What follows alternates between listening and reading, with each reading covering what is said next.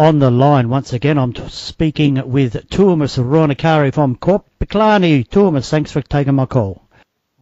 Excellent. Thank you for calling. Happy to be here chatting with you. Yes, it's great to have you back on. Now, we spoke at length in August last year, right when the Korpiklaani album was about to come out. How has that album gone for you so far?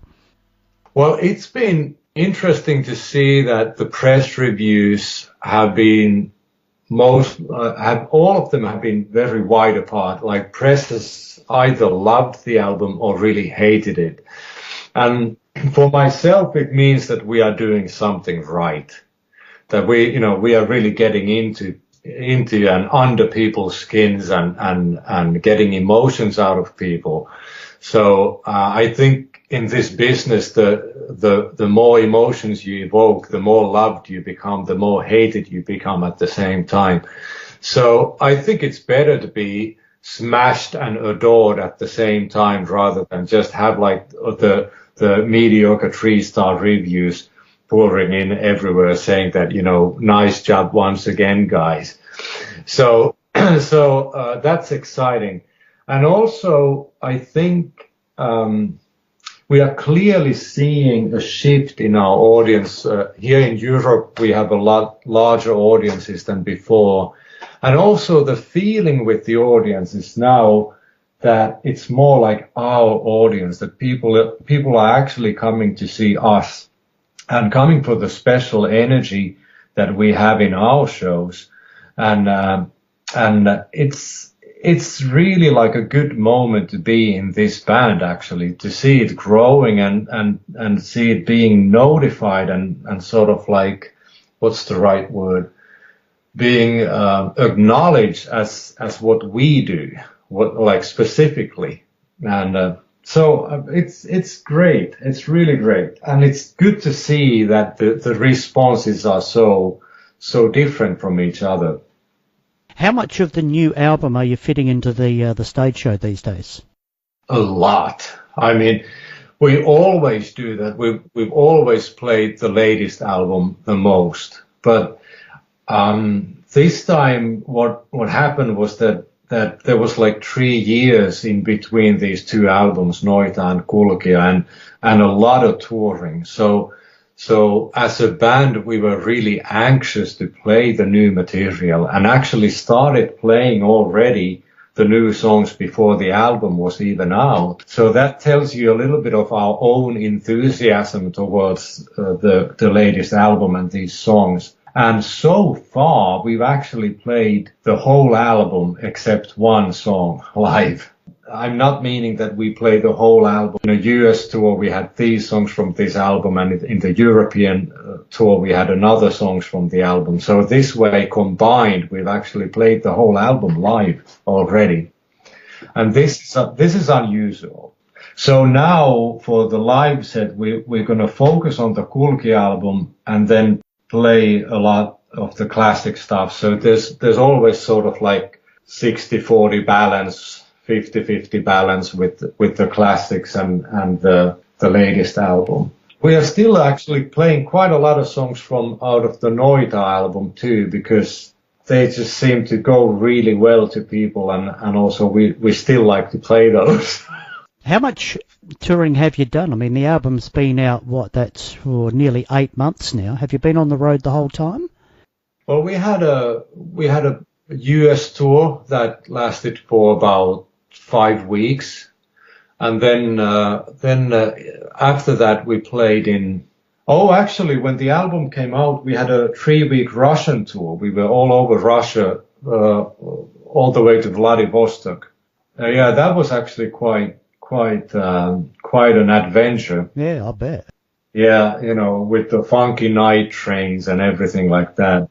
And and then was the US tour, and then we did a little tour in Finland. I mean, this is a small country, so none of the bands actually do like extensive tours in Finland alone, but we had like 3 weekends in a row playing in Finland in between, and then we were off to the European tour for another 5 weeks. That's, roughly counting, that's 70 shows already there. So we've been busy. So you've got the stage show honed to a fine edge. Oh, absolutely. Beautiful way to put it, yeah. Not long now till you start a tour of the far edges of the world. You're doing a couple of dates in New Zealand, which will impress my New Zealand friends over there. And then 6 shows in Australia. You're doing the whole country. I'm impressed by that. We're actually really excited about that. The last time we were there, we had to fly between all the destinations, and it was quite exhaustive. And still, the feeling in the shows was really nice. Being there for the first time was, of course, special, but also the crowds were so happy to see us over there, you know. So there was really a special feeling, but we didn't get to see much. And on the way home, we were like, oh, I didn't even see one kangaroo. Can I even say that I've been to Australia now? Now we are going to have like a tour bus, and some of the destinations and distances we'll cover by driving. And I'm really excited about that I actually get to see the nature a bit more and get to feel the country more than just, the airports. So I'm really looking forward to witness Australia from another perspective. Yeah, you'll probably get to see a few things of the country that a lot of bands don't get to see, actually, doing it that way. Yeah, I believe so. And I have no clue what they are, but but still, I'm really excited. Massive tour, really. 2 dates in New Zealand, 6 shows all around the country.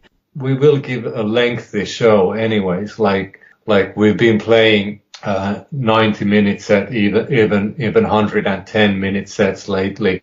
So I'd be surprised for us to play less than 100 minutes or maybe we'll do even more. When we play, we like to play. So if nobody's telling us to stop, we keep on going. What happens for the band after Australia? Where do you go? What do you do? Well, after Australia, it is the summer festival season starting in Europe. So Metal Fest will be right after Australia, and in only a couple of days in between. And then we'll be playing all the way up to the end of August on summer festivals in Europe. I don't remember that there would be any outside of Europe this summer, but anyways, the schedule is quite busy for summer. And then we are going back to US again on September with Adelaide. Yeah, so that's going to be interesting too. And, have you toured with them before? A long time ago. I mean, Adelaide and Korpiklaani used to be back in the old days when there were these pagan fests and Heiden fests in Europe.